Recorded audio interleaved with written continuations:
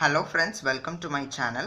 இன்னைக்கு நாம 11th standard Bio-Zoology chapter 1 living worldல 3 domains of life topicல இன்னைக்கு நாம பார்க்க போற topic domain Eukarya.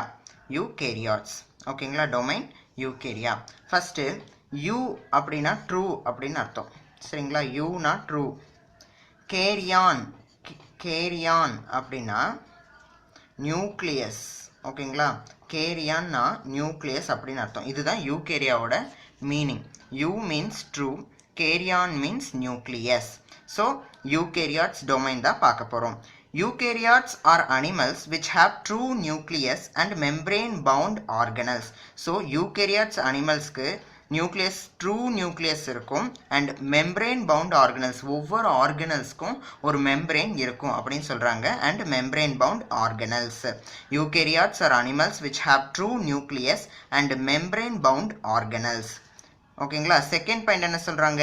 DNA in the nucleus is arranged as a linear chromosome. So நியூக்ளியஸ்குள்ள இருக்கிற டிஎன்ஏ வந்து எப்படி அரேஞ்ச் ஆயிருக்குதாமா? Linear chromosome with histone proteins ribosomes of 80S type in the cytosol and 70S type in the chloroplast and mitochondria.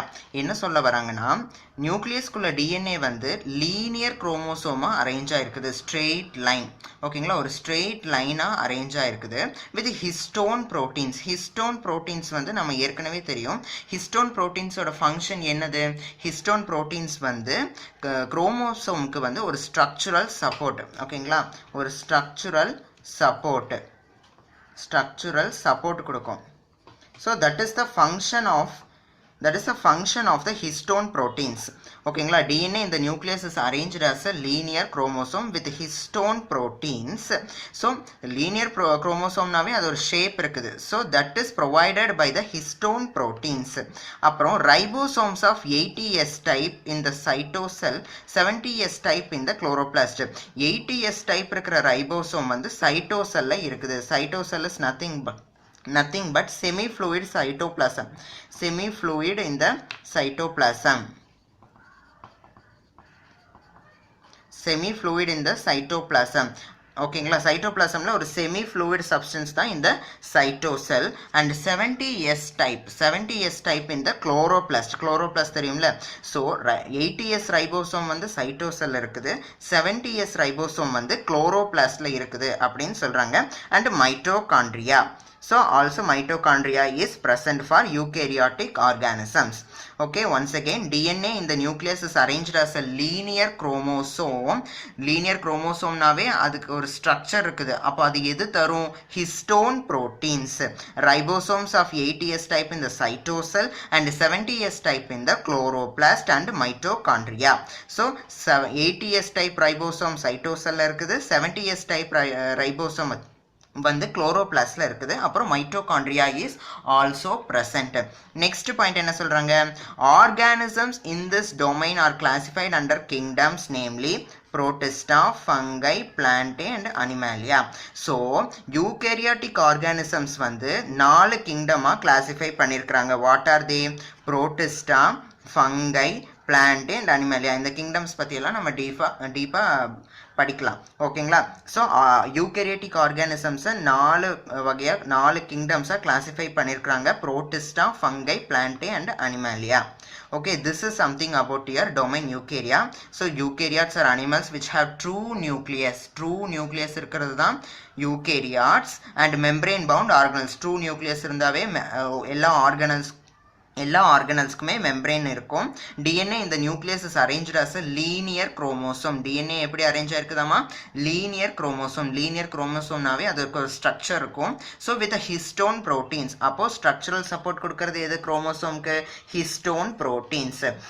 Next one, ribosomes of 80S type in the cytosol and 70S type in the chloroplast and mitochondria. So 80S type ribosome இதில் இருக்குது, சைட்டோசல்ல இருக்குது. 70S type ribosome வந்து இதில் இருக்குது, chloroplastல இருக்குது. And then mitochondria is also present. Organisms in this domain are classified under kingdoms. What are those 4 kingdoms? Protista, fungi, plantae and animalia. So this is about your domain Eukarya. ஓகேவா. Next one we are going to see something about Cavalier's classification. Okay, in 1987 Cavalier Smith revised the 6 kingdom system to 7 kingdom system. எந்த வருஷத்துல 1987ல வந்து யார் classify பண்றாரு? Cavalier Smith என்பவர் வந்து என்ன பண்றாரு? 6 கிங்டம் கிளாசிஃபிகேஷன் இருந்ததை வந்து 7 கிங்டமாக மாற்றினாரு. ஓகேங்களா, 6 கிங்டமாக இருந்ததை 7 கிங்டமாக மாற்றினது யார்? Cavalier Smith. எந்த வருஷம்? 1987. ஓகேவா. Next point, the concept of super kingdom was introduced. What concept? A concept of super kingdom was introduced and revised to 7 kingdom classification. So super kingdom அப்படிங்கிற கான்செப்ட் வந்து introduce பண்ணாங்க and revised into 7 kingdom classification. So totally at last they have classified into 7 kingdom. So 7 kingdom classification கொண்டு வந்தாங்க. ஓகேவா. So the classification was divided into, நாம சொன்னோம்ல concept of super kingdom. So what how many types of super kingdom? Not 2 super kingdoms. எத்தனை super kingdoms? 2 super kingdoms. What are they? Prokaryota. Okay, one is prokaryota, another one is eukaryota. Okay, prokaryota and eukaryota. So these are the 2 super kingdoms. What are the 2 super kingdoms?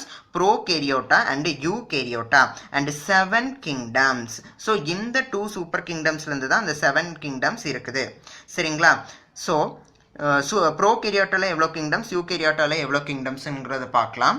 Okay, prokaryota, 2 prokaryotic kingdoms. How many prokaryotic kingdoms? 2 prokaryotic kingdoms. What are they? Eubacteria and Archaebacteria. What are they? Eubacteria and Archaebacteria. Remaining 2 முடிஞ்சனா balance 5. So அது எல்லாமே eukaryotic kingdoms. What are those 5?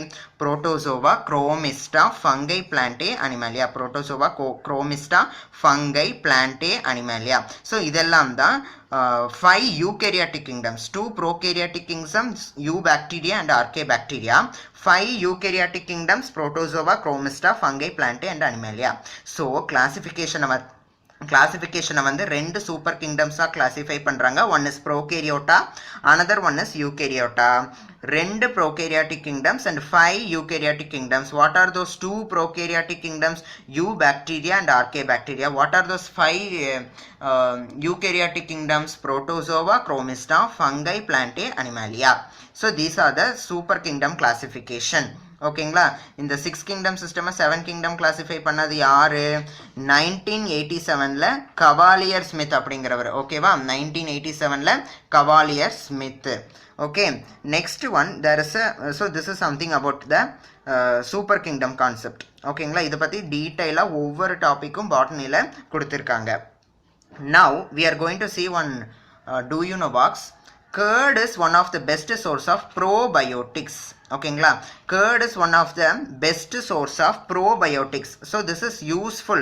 ஓகேவா, probiotics na useful, which are friendly bacteria. Okay, friendly bacteria, not harmful.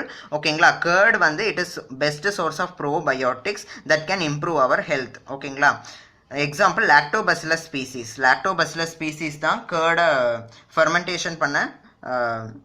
fermentation பண்ற bacteria, that is called as lactobacillus curd. ஓகேவா, curd is one of the best source of probiotics which are friendly bacteria. Curd is a friendly bacteria that can improve our health. Okay, so this is about the curd. So இன்றைக்கி நம்ம topics என்னெல்லாம் பார்த்துருக்குறோம்? Domain Eukarya topic பார்த்துருக்குறோம், அப்புறம் Cavalier ஸ்மித்தோட super kingdom classification பார்த்தோம், and then கேர்டை பற்றி ஒரு information பார்த்தோம். ஓகேவா, இந்த வீடியோ பிடிச்சிருந்தா மறக்காமல் லைக் பண்ணுங்கள், ஷேர் பண்ணுங்கள். இந்த எடுத்த டாபிக்ஸில் வந்து ஏதாவது டவுட்ஸ் இருந்ததுன்னா கீழே கமெண்ட் செக்ஷனில் சொல்லுங்கள். தேங்க்யூ ஃபார் வாட்சிங். மறக்காமல் நம்ம சேனலை சப்ஸ்கிரைப் பண்ணி வச்சுக்கோங்க, அதனால் டெய்லி உங்களுக்கு நான் போடுற வீடியோஸ் வரும். தேங்க்யூ.